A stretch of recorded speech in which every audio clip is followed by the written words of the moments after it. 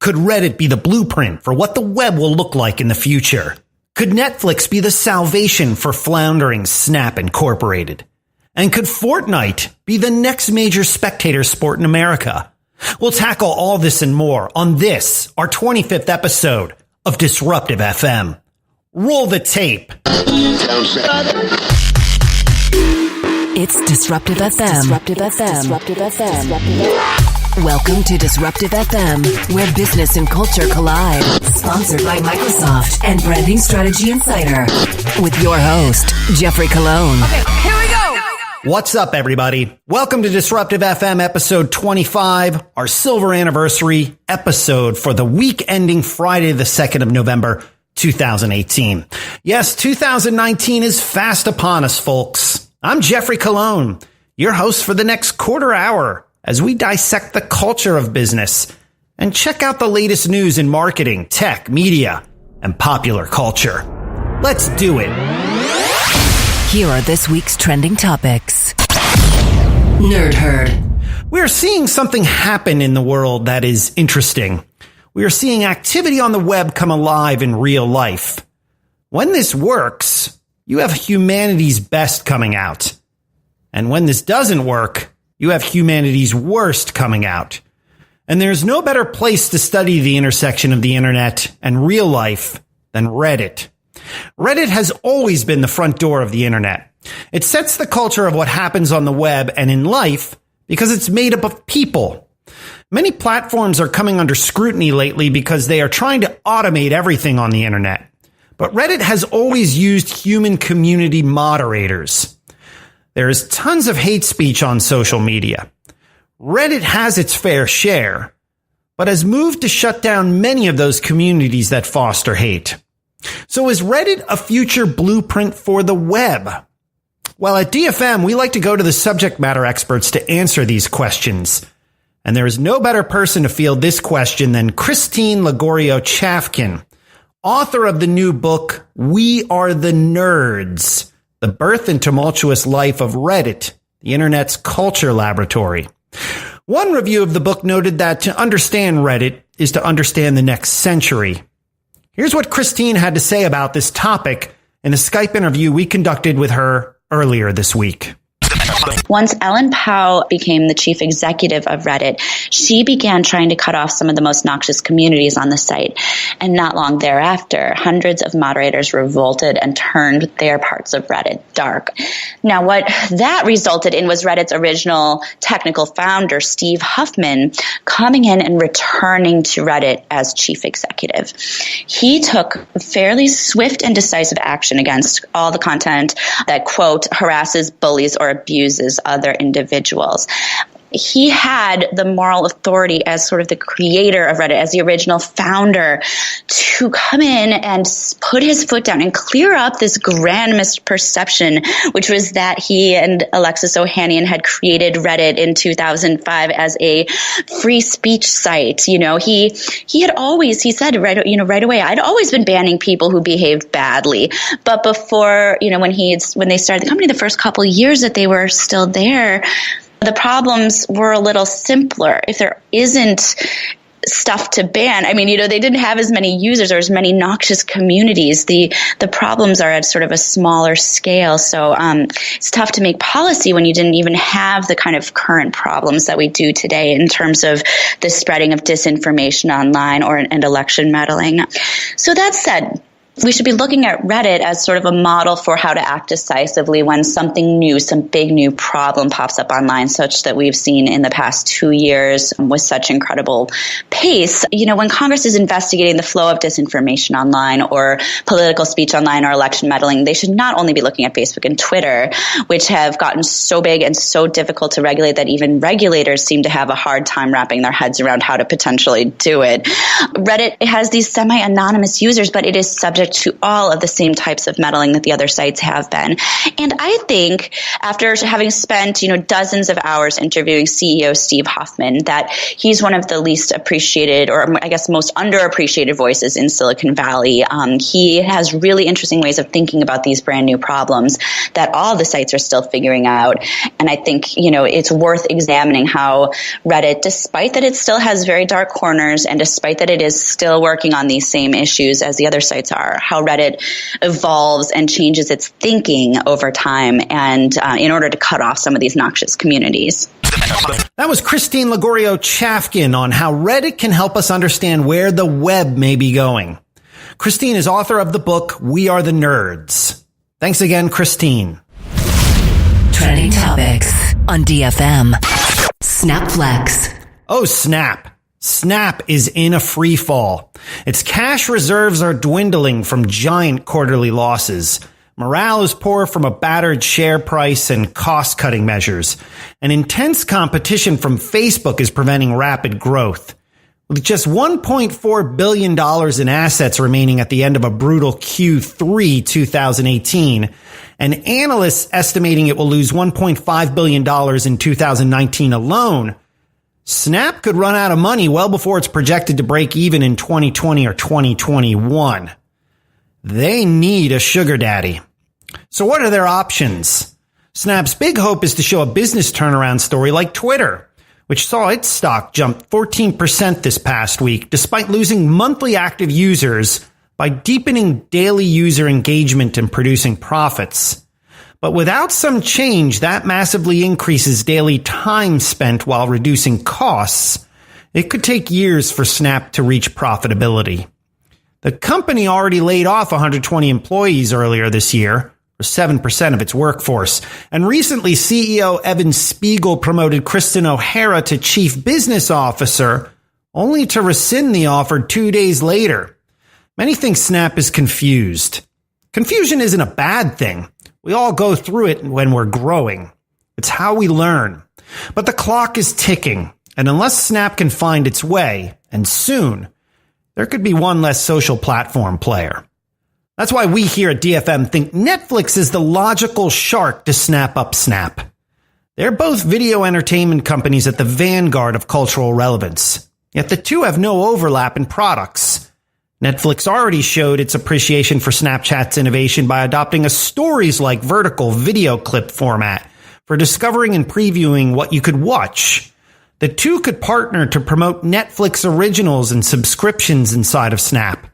Netflix could teach Snap how to win at exclusive content while gaining a place to distribute video that's under 20 minutes long. With a $130 billion market cap, Netflix could certainly afford it. Although its $6 billion debt from financing originals means Netflix would have to either sell more debt or issue Netflix shares to Snapchat's owners. But given Netflix's high-flying performance, massive market share, and cultural primacy, the big question is whether Snap would drag it down, or if Netflix and Facebook decide to partner as a result of our prediction. Trending topics on DFM. Fortnite for the win. Fortnite is a video game, right? Wrong. And it's why legacy media companies are going to get wrecked yet again. They don't have the right people doing procurement for them. What makes Fortnite remarkable is that its fans don't simply play the game. They watch others play. Last summer, a weekly Friday Fortnite tournament starring some of the game's biggest streamers pulled in 8.8 million live viewers one night. That's more than the most recent Walking Dead finale on AMC. When word went out last March of an impromptu game with Ninja, Fortnite's top player, and the rapper Drake, 635,000 viewers swarmed to watch. For streamers like Ninja, this is big business. With nearly 10 million followers on Twitch and another 16 million YouTube subscribers, he makes a reported $500,000 a month in endorsements. Fortnite's broad appeal is both unprecedented and built from the ground up. Not only can it support a full 100 players on the same map, but also gamers can log in and play from almost any device, including PCs, iPhones, Nintendo Switches, Xboxes, and PS4s. Of course, a platform that is supremely accessible, hosts millions of people, and connects them with everyone from real-life friends to celebrities, is enabling more than just video games. Those are all characteristics of a social network, one far more interactive than an endlessly scrolling news feed. Imagine a world where games will be played, enjoyed as esports, and serve as mediums for immersive storytelling. With Fortnite, we may be witnessing the first time a video game isn't simply popular entertainment, but its own form of mass media, akin to television, radio, or the web. Watch your back, Disney. It's Disruptive FM. Communications. The Business Culture Podcast. They say if you listen closely, you can hear the sound of today.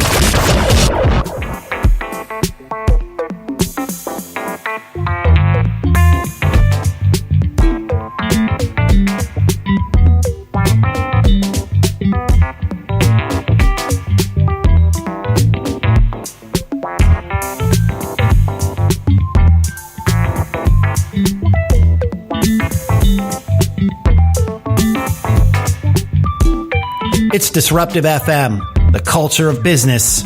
I'm your host, Jeffrey Cologne. In the background, that's new music from German producer Glenn Astro, with a track we're loving called Der Langweiler. As a reminder, we are social creatures.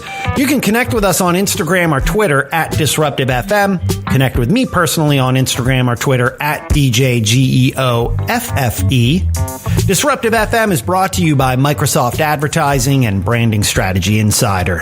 For a deeper dive into these and other topics, check out bingads.com/intelligence search and brandingstrategyinsider.com. Also, you can create better video with iOgrapher. iOgrapher makes accessories for your mobile devices to help you make professional videos. Learn more about all the products we use here at DFM to produce our videos at iOgrapher.com. Disruptive FM presents... Stop! It's the motherfucking remix! Everything is a remix. In the summer of 1976, a man named Melvin Lindsay was a mere intern at WHUR-FM in Washington, D.C., when he was pressed into service as a substitute DJ. He wasn't a full-time announcer, and he was kind of shy, but he had a feel for music that told stories. So he played artists like Phyllis Hyman, Gene Carney, Norman Connors, things of that nature. He didn't like to talk a lot, so he only took 2 breaks an hour.